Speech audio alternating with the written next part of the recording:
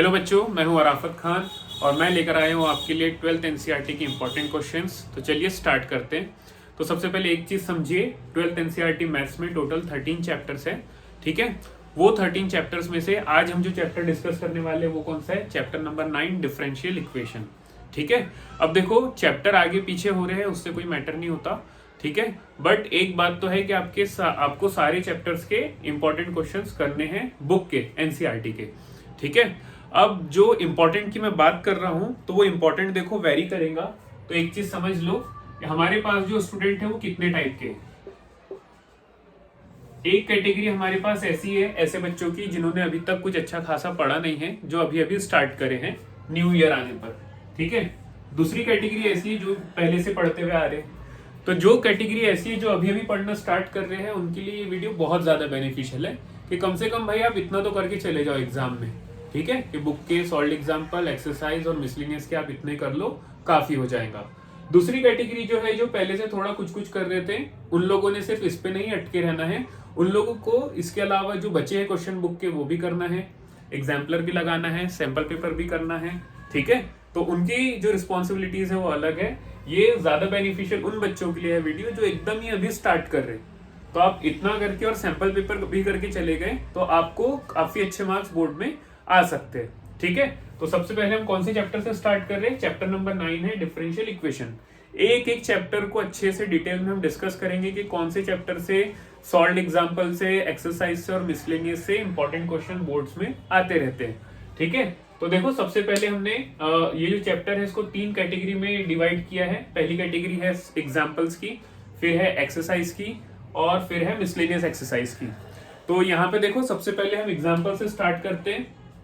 तो एग्जाम्पल में सबसे पहले आपको जो करना है वो है एग्जाम्पल नंबर 10, 11, 12, 13, 17 और लास्ट में मैंने एक एग्जाम्पल को बॉक्स में डाला है 22 को, क्योंकि ये जो एग्जाम्पल है ये मिसलेनियस एग्जाम्पल है। ये आपको एक्सरसाइज में नहीं मिलेगा। पूरी एक्सरसाइज फिनिश होने के बाद जब मिसलेनियस एक्सरसाइज स्टार्ट होती है उसके जो सॉल्व एग्जाम्पल होते हैं ये वहां का है, इसलिए मैंने इसको रेड बॉक्स में डाल दिया है।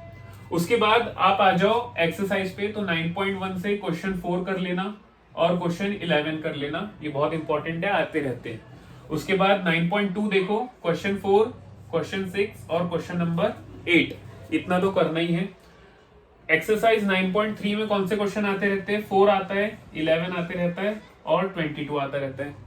उसके बाद 9.4 से क्वेश्चन 10 और 13 और 9.5 से क्वेश्चन 9 और क्वेश्चन 15। इतने क्वेश्चंस आपको एक्सरसाइज से बनाने हैं।